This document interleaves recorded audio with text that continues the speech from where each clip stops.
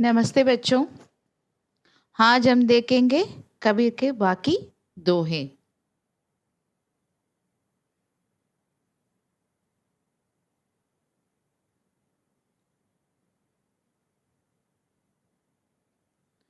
बिरह भुवंगम तन बसई मंत्र न लागे कोई।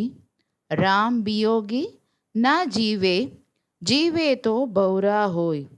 भुवंगम, भुवंगम का मतलब सांप। तन का मतलब शरीर। वियोगी यानी वियोगी, विरह में तड़पने वाला। जीवे का मतलब जीवित। बौरा का मतलब पागल। यहाँ पे कबीर कहते हैं कि जब कोई व्यक्ति अपने प्रभु यानी ईश्वर से अलग हो जाता है, वो अलग हो जाने के भाव को हम विरह कहते हैं। अलग हो जाता है तब उसके वियोग में यानी अलग रहने में उसकी अवस्था यानी स्थिति ऐसी होती है कि जैसे तन को सांप ने जकड़ा हो। जकड़ा का मतलब कसकर बांधना। It is tied with that, as if it is tied. उस सांप से छुड़ाने के लिए यानी बचाने के लिए कोई उपाय यानी मंत्र सफल न हो रहा हो। That means there is no mantra यानी नो उपाय यानी नो आइडिया टू सेव। कवि का मानना यह है कि परमात्मा से वियोग रूपी सांप, यहाँ पे वियोग उसको यानी शरीर यानी सांप से तुलना करता है और उसके शरीर में बसा हुआ है। ऐसा राम वियोग यानी ईश्वर से जो वियोग रहते हैं, अलग रहते हैं, जीवित नहीं रह पाता। यदि वह जीवित रहता रहता भी है तो उसकी स्थिति पागलों जैसा हो जाती है। इस दोहे में कवि विरह की पीड़ा और प्रभाव को व्यक्त किया है। यहाँ पे कवि का मानना है कि विरह रूपी सर्प यानी विरह राम से वियोग होने के भाव तो सर्प से तुलना की गई है। विरह रूपी सर्प विरही के शरीर, विरही का मतलब जो आदमी विरह में रहता है वही है, विरही के शरीर में छिपा बैठा है। शरीर यानी सांप तो कहाँ पे बसा है? वो बिल में, यानी शरीर तो बिल से तुलना किया गया है और छिपा बैठा है।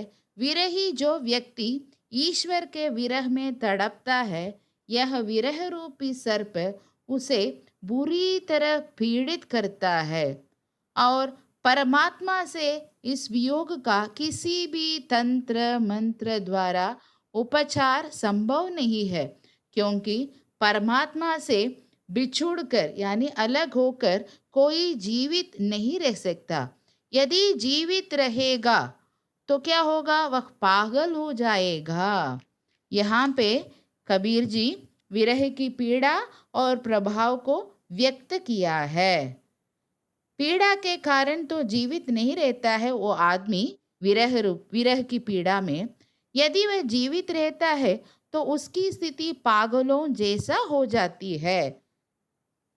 दैट इज बिरह भुवंगम तन बसई मंत्र न लागे कोई। यहाँ पे बिरह रूपी सांप शरीर रूपी बिल में बसा है।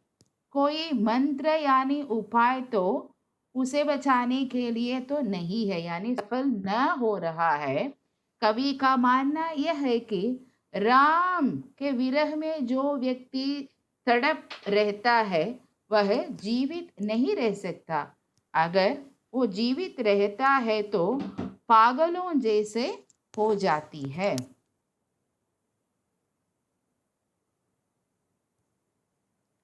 निंदक नेड़ा राखिए आंगनी कुटी बंदाय।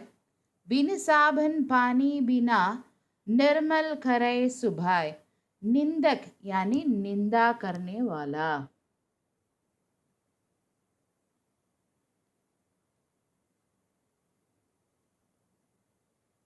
नेड़ा, नेड़ा का मतलब पास यानी निकट। राखिए, आंगनी, आंगनी का मतलब आंगन में। कुटी का मतलब कुटिया यानी हट। बंदाय, साबन, साबन का मतलब साबुन। और निर्मल का मतलब स्वच्छ। सुभाय का मतलब स्वभाव। यहाँ पे कवि निंदा करने वाले व्यक्ति के लाभ बताए हैं। निंदा करना, that means who point out always something on us. Okay, Kabirdas ji कहते हैं कि निंदा करने वाले व्यक्ति का भी महत्व होता है। कैसे? अतः उसे अपने आस पास ही रखना चाहिए। And he mean to say that we must keep that person with us. यदि संभव हो तो अपने घर के आंगन में ही उसके लिए छप्पर यानी कुटिया डाल देना चाहिए। निंदक व्यक्ति तो बार बार हमारे अवगुणों को बताता है और इस प्रकार वह साबुन और पानी के बिना, बिना साबुन और पानी से हमारे स्वभाव को निर्मल एवं स्वच्छ बना देता है। कवि ने निंदक व्यक्ति, निंदक का मतलब हु हेट्स, ओके, कवि ने निंदक व्यक्ति को अपने आसपास रखने की बात कही है। कवि का मत है, मत यानी उसका ओपिनियन क्या है कि यदि संभव हो तो उसको यानी निंदक को अपने घर में ही कुटिया बना के वहां पे रखना चाहिए। कवि के अनुसार निंदक का बहुत लाभ होता है। निंदक व्यक्ति बार बार हमें हमारे अवगुणों से, अवगुण का मतलब the bad qualities of us, से परिचित कराता है। उसके द्वारा बताए गए अवगुणों को दूर करके and we can easily eradicate those bad habits करके हम अपने आप को श्रेष्ठ बना सकते हैं। एंड अतः निंदक व्यक्ति का जीवन में बहुत महत्व होता है। और कवि का कहना यह है कि निंदक को क्या करना चाहिए? पास ही रखना चाहिए। रखने से क्या होगा? हमारी बुराइयों दूर हो जाती है और तथा क्या होता है? हमारा स्वभाव निर्मल हो जाता है। इसलिए क्या करना चाहिए? इसलिए निंदक को अपने पास रखना चाहिए।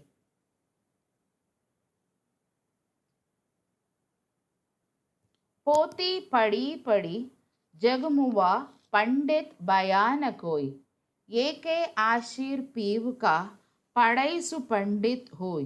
पोती का मतलब पुस्तक। पहले मैंने बताया कबीर के बारे में, वो शास्त्रीय ज्ञान का अपेक्षा करता है। पोती पढ़ी पढ़ी, पढ़ी पढ़ी का मतलब पढ़ने से। जगमुआ यानी इस संसार में। पंडित, पंडित का मतलब यानी स्कॉलर। बया न कोई, बया न कोई, बया का मतलब हुआ न कोई।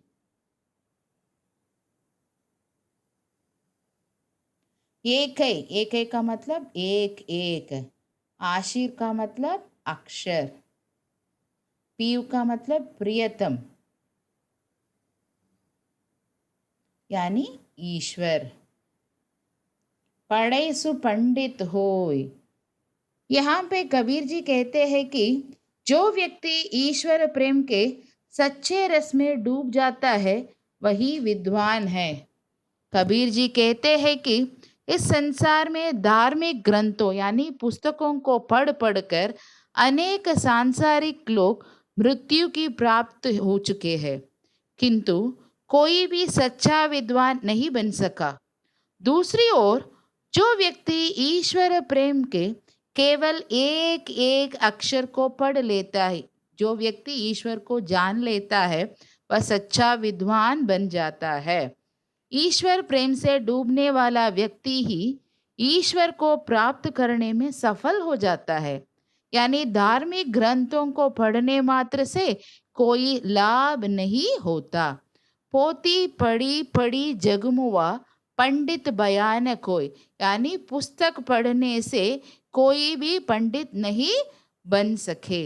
एक आशीर पीव का, यानी एक एक अक्षर, यानी ईश्वर का एक एक अक्षर पढ़ने से, ईश्वर को जानने से, भक्ति मार्ग को अपनाने से पढ़े सु पंडित होय, वो तो क्या बन जाएगा? पंडित हो जाएगा। यहाँ पे कवि के अनुसार सत्य ज्ञान तो परमात्मा से सच्चा प्रेम करने से मिलता है। कवि के अनुसार पुस्तकीय ज्ञान से कोई विद्वान नहीं बन सकता, परमात्मा से सच्चे प्रेम करने वाला सच्चा विद्वान है। पोथी से तात्पर्य तो धार्मिक ग्रंथों से है। कवि ने पुस्तकीय ज्ञान का विरोध किया है। केवल पढ़ना नहीं, गुढ़ना भी चाहिए। That means you have to understand God, how to attain God, यानी ईश्वर प्राप्ति के लिए क्या क्या करना चाहिए उसको जानना है।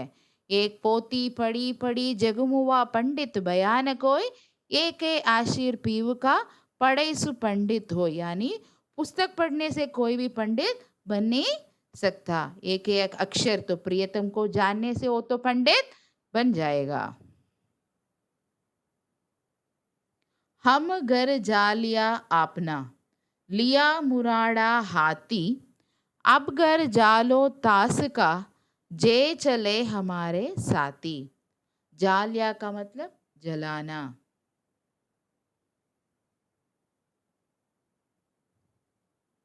आपना यानी अपना।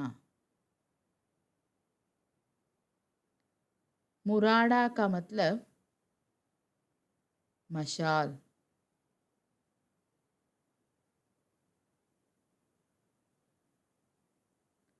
हाथी का मतलब हाथ।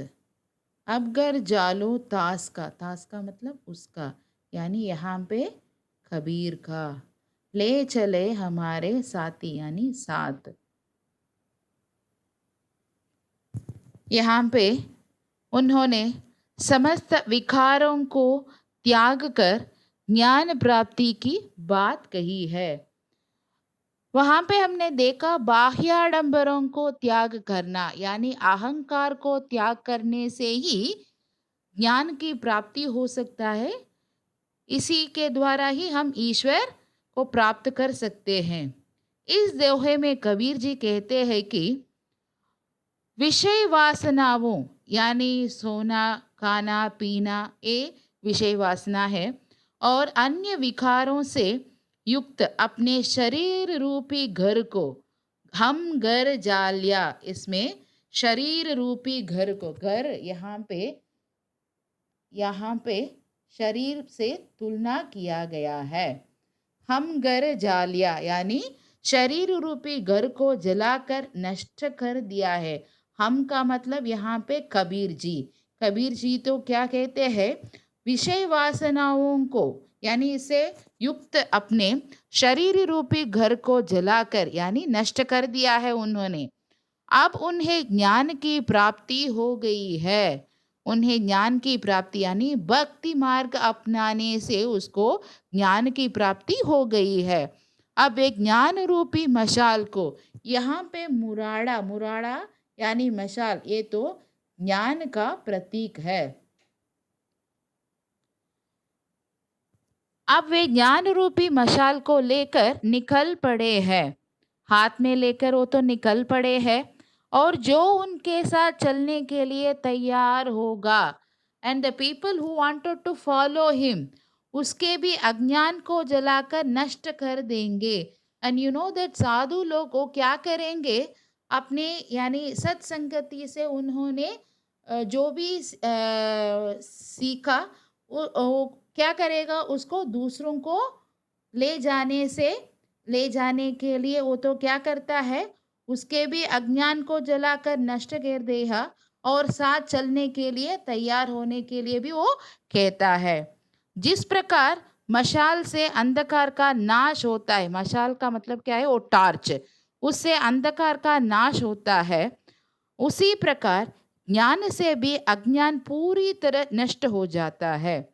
कवि अब अपने ज्ञान से, यानी अपने ज्ञान से ईश्वर का ज्ञान अभी तो उनको मिला है, उससे दूसरों के अज्ञान को दूर करने के लिए निकल पड़ा है।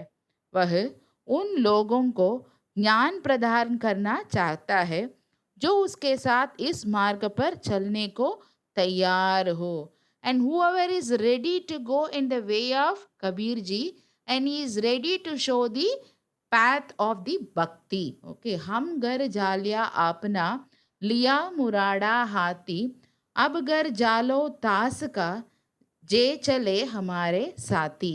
इसका मतलब क्या है? हम घर जालिया आपना, यानी शरीर रूपी अंधकार को उन्होंने क्या किया? जलाया।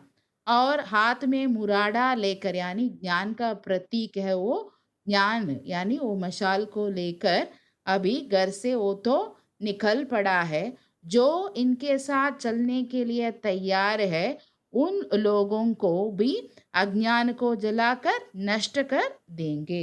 And is ready to show the way of भक्ति।